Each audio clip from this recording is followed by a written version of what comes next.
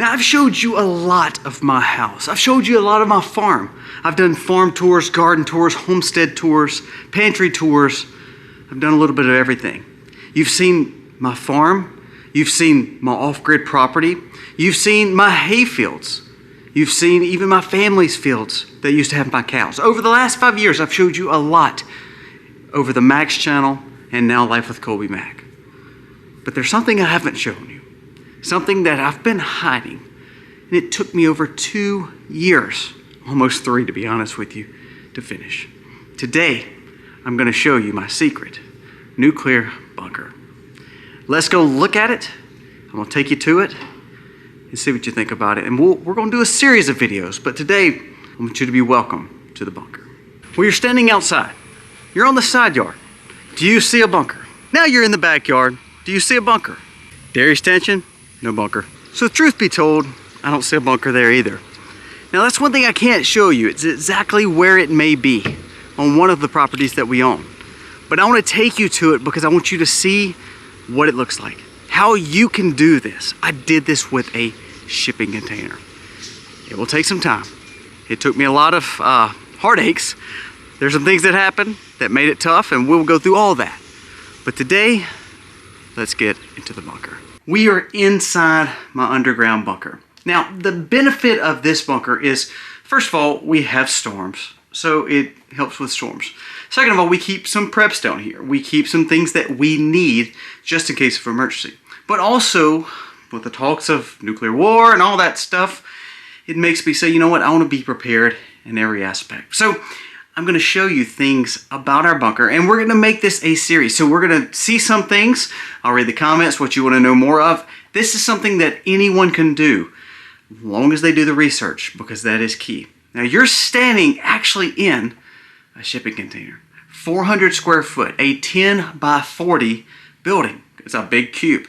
Now it's not as easy as just putting in the ground. There's a lot of legwork that we did. We'll talk about that in another video, but I want to just kind of give you some overview of our bunker. Now first, you're actually standing in what we call our main storage room. You see the ladder that comes down. We're going to set it this way. This is where we come into the bunker. We are underground, and to be honest with you, it is, if you're claustrophobic, it may be a tough place to get to. But to be honest with you, it gave us a sense of comfort. The reason we built this was, again, I've told you in several of our videos, we're not into buying new cars, buying new stuff. We tend to really focus on our family and things that can be assets to us. Well, this is one big asset to us, and we will walk through it. Now, first, you're actually looking at the main part of our bunker. Where you're coming down, there's 2 main facets that probably, I wouldn't say cost the most, but are probably the most important. First is electricity. Now you're looking at this EG4. It's a 6,000 watt inverter. It's now sitting with right now deep cycle batteries, just regular lead acid batteries. But we're actually upgrading this literally this week to lithium batteries. We will actually have the same amount of power, but they will be able to hold more capacity, be able to utilize more capacity, and actually not burn out as quick as like a traditional lead acid battery.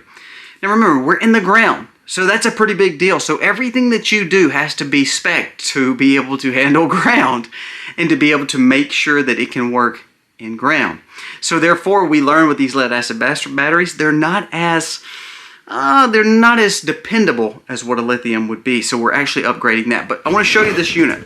This unit is an inverter. It can work off a gas generator. It can work off the actual grid if we wanted to hook it to it. We wanted our bunker though to be completely self-containable. So it runs off a solar panel set up on top of the ground. Now the benefit is this: we have the battery backup, and we're actually adding more batteries when we're adding the lithium. So therefore, if it's cloudy or those solar panels get torn up, we still have access to the energy that we do store. So this is that setup, this is that system. Everything that we put, such as the lights that you see, anything that we run, we've got it based on components dealing with solar or camping or running an RV, anything that actually runs off very, very low voltage. Even down to the lights, down to the water system, everything runs at a very, very little bit of pressure on the energy grid. Now, 2 more things I want to show you. Now, If you look up there, that's where the actual hatch is. That's a blast hatch to where it is safe and can withhold any amount of damage coming with a nuclear fallout. Also, right next to it, this is our air system. This is a NBC air filtration system that we have running right now. It basically runs off the power of the solar generator off a timer. So it basically kicks on and runs like it needs to, so that way we're getting new fresh air. Now the benefit to this system is this. People say, well, what if the solar gets torn up? What if you don't have energy? I mean, what if all of a sudden you can't live down here because the air is not circulating? Here's the benefit. That's a blast cap, a blast valve right there above us. So we can unhook it from the actual system, let it go straight into its own air in here, and guess what? We can hand crank a purification system and filtration strictly from the air that's in the bunker already. That is a game changer. That was probably the most expensive thing I had to put into the bunker. So we have this system. It has a filtration system. I think it lasts like 100 years, but I have a whole nother filter just in case for redundancy. It runs off the system, but to be honest with you, if you didn't need it, you can actually hand crank it and change the air of the unit all the time. Now, Missy did a little video, and you saw a little bit of this during our storm video on her channel. But what I want to show you is we have redundancy. So we have a water catchment system that we will talk about at another day that brings in water to the bunker. It filters through a filtration system, so we have fresh water coming in to the bunker from a rainwater catchment system on another building that's close to this bunker. Buried lines, we'll talk about that in another video. But we also have water that is contained down here, because if something happens up there and we can't access it, we can't get the fresh water because there's no such thing as fresh water. We have basically 150 gallons of water sitting here that can be used. We have life straws along with purification tablets for that water. Not only that, we have another set of water all under these shelves. Everything that you see in this bunker deals with things to think about, even down to keeping things that's kept safe in our safe. We keep things safe in here. We also have food. All this is food. Freeze-dried food, our food, special fats, special lards. Everything is made to last. Now, the benefit to this food is it needs water to rehydrate, and then some things are just snacks where it doesn't need anything other than just opening the pack and eating it. So water is definitely key. So we have the fresh water coming in, 2,000-gallon tanks next to our bunker that holds that water, plus the water in here, plus the water in here, plus the fresh water that's coming in. So we have a good bit of water storage already. Now, on top of that, you see we keep fat sources down here, canned foods, we keep propane stoves, we keep a lot of stuff to help cook and live. Now, would this be nice to live in with 8 or 9 people or 10 people for a longer stay? No, it wouldn't. But if we had to, we can make do. Now, the one thing I want to show you is we have tons of inverters up here that we can change out.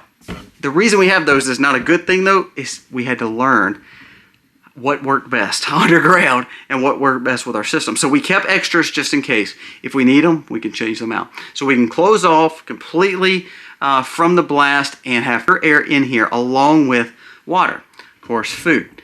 Next to that, we even have seeds, medicines, all the things that we need to make it. Now, you are entering from our storage into the living quarters. We have 3 sets of bunk beds right here for 6 kids. We have 6 kids. Now, again, our kids get older. One day they'll get married. We have Annabelle, who is Aiden's girlfriend. That's pretty much part of our family already. So we do have extra room that we can expand into this section. But right now we have bunk beds that, I mean, honestly, more than one person could be on if we ever had to put more people on it. But we go from the food to the bunk bed section. Now, one thing I don't want us to miss out on is this. Every part of these walls and every part of what's inside these walls and in the structure is steel. It's holding up the ground. You see these big beams?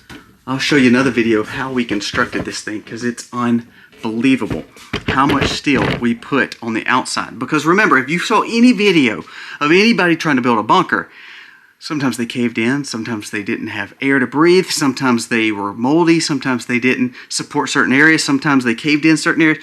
We tried to learn from all those things, and guess what? I think we've got it. Finally, it took about 2.5 years, but we did it.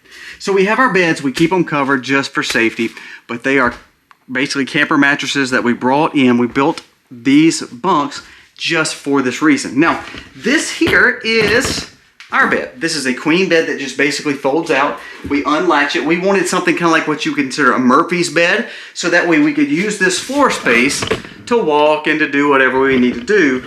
And then if we needed to hold out and we're here for a long time, we undo this bed, we take the storage out, we have storage up top, and we have a whole bed, a whole mattress sitting in here.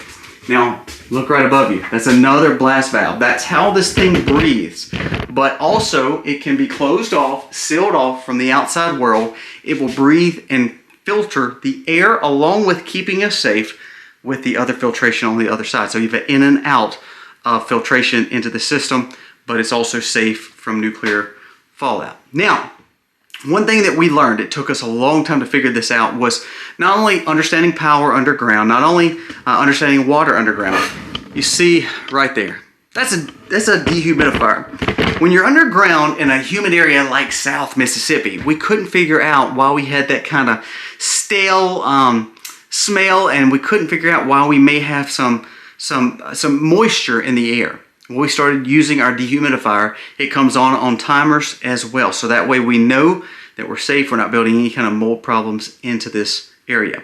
Now, when we show you the construction underneath, we'll show you every little detail of how we actually constructed it. But that dehumidifier that cost basically $100 was a game changer, and we learned so much from it. So now you see two parts of this bunker. Now, the thing again about these walls is every place can be cut off and closed off, and every part of this is built with steel in these walls. It's not just a wood wall. So that is a good thing. Now you're in our bathroom. Now inside our bathroom, and we'll discuss this on another video, but we have things like a light water big filtration system. We have our washer and dryer. We have, of course, the sink with the filtration system, the reverse osmosis filtration system right on the side. That's one. What we did when we built this is we wanted to have water coming straight from the outside, like rainwater, so it's going through one filtration system. It's definitely more for use of water if we need it for any reason. It is filtered, but it's not purified filter. So we also have another water feature on the side of the sink that can be utilized as well. So if we're like sponging off, bathing off, or having to use this water to cook, that's all fine, because we're going to boil it, we're going to utilize it. If we're going to drink, we're typically going to come from this, because this is not only going from the rainwater catchment, it's also going through the second set of filtration with reverse osmosis. Now, as you notice, we have a toilet in here. Piping, we got to buy a door for that. We just keep forgetting, to be honest with you. There's been a lot of people say, well, why would you not go with like a composting toilet? Well, I'm not saying we won't ever use compost down here, because we even have a seed vault. We'll go into that on another video. But we also have a pumping system that pumps this water out. The reason we did this is because as of right now, we have access to a lot of water. And basically in our area, that's not a bad thing. Because of the tanks, we also have a secondary tank that just flushes the commode. Now, we would be very sparingly using that. That wouldn't be something we just flush all the time, But one thing that we were trying to think of, if we were down here for a long time, we have to figure out what we do with waste. We have to figure out what we do with trash. We have to figure out what we do with every aspect of the space. And to be honest with you, with the pumping system, with the way that we can get it out of here, we can even manually pump this if we had to. It just seemed like it made sense. So we even have a working toilet down here. For storms, that's perfect. It works just the same way. This is one of our pumps that runs our main water source and then pumps the system to another pump. And that pump actually pumps sewage or anything out of this area away from the bunker. We're buried in the ground based on specs. So we're about 15 to 17 foot on floor from the top. Now is that, if a big nuclear bomb goes off, and it's in certain areas, that didn't mean we'd be safe if it hit right above us. I mean, we know that. But to be honest with you, we're in South Mississippi, probably not where that would actually happen. But for fallout and for safety, this would be the perfect opportunity, the perfect place to put our family. Along with having medication, along with having water, along with having food, we have self-defense. We also have forms of money. So therefore, if life continued, we come out of this thing, We have ways to utilize different aspects. We have ways to utilize self-defense. We have put lots and lots of times and thought patterns into certain parts of this bunker and things of storage. Storage is the biggest issue. So when we talked about food, we talked about water, we also talked about alternative energy. If our solar goes out, what are we going to do? We have propane, we have batteries. We also have solar generators and battery backups that are not actually part of this unit because we understand things break, things mess up, things happen. So we want to make sure that we had redundancy when we built this bunker. Now, would this be the most comfort bunker for 6 to 8 people, 9 people at one time? No.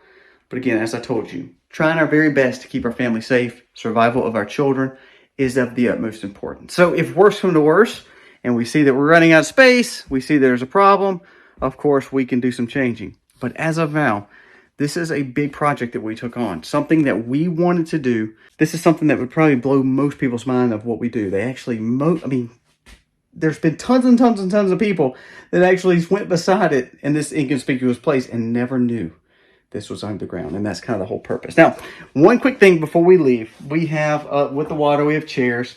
We have all the lamps. We have candles. We have books. We have, even get down to games. We have a DVD player. Up here, there's the other filtration for our needs there. We have sirens. We have alarms, medicine. We basically have our own little hospital down here. This is of the utmost importance too. If God lets us live and everything goes smoothly, we have a whole seed vault of every kind of seed really known to man that we would need. Propane, everything that you can think of, we tried to cover. Now, does that mean it's perfect? No. Does that mean we're still learning? Yes. And we are literally over 30 months into this process. And we're still trying to work out some kinks down to even the pumping system we just finished. That's why this is open right here. We had a problem with the solar. So we're going to add a little bit more solar because it works fine. But then I said, what if we have 8 or 9 people down here for a long time? We may not have enough energy. So guess what? On top of the battery banks, on top of the inverter that we have, we're fixing to add more solar and more lithium batteries to put and store more power. Because if the sun's not shining for a few days, we want to make sure that we have a good bit of storage and we have a lot of energy coming in when it comes back online. So you hear it cranking up. It's always pumping. We've got about 82%. We've had this pump running today. We've had those pumps running today. We've had the dehumidifier running today. And you know what? We're excited to show you just a little portion of our bunker. Now, if you're interested in seeing more of our bunker and knowing how we built it, let me know. I'll show you some pictures at the end of this video of just some things. But to be honest with you, this was a big project. And we learned a lot along the way. Myself, I pretty much designed it along with a good friend of ours that's done a lot of our building, even down to our greenhouse. He helped us walk through it, figure things out. When things didn't work, we just kind of hashed it out. He would learn some, I'd learn some. We went through a lot of things that went wrong, and that told us what needs to go right now. So, as you see, we're working, we're completing. For 2.5 years, we've been designing, and now we wanted to reveal it to you. Guys, we hope that you enjoyed seeing our bunker, our little tour of our fallout shelter. Now, I don't show you this because I want to use it. I don't want to use this at all. I don't even want to use it for storms. But sometimes as a prepper, as someone who lives sustainable, we have to kind of think outside the box. And this is one of those things that we said, you know what, instead of buying the cars, instead of buying the crazy stuff, instead of buying all the stuff that people do and waste money on, we said, why don't we invest it in the safety of our family? And that's what we did. Guys, thank you so much for watching. Let me know your thoughts. Do you want to see more of the bunker and learn more about it? We'd love to show you.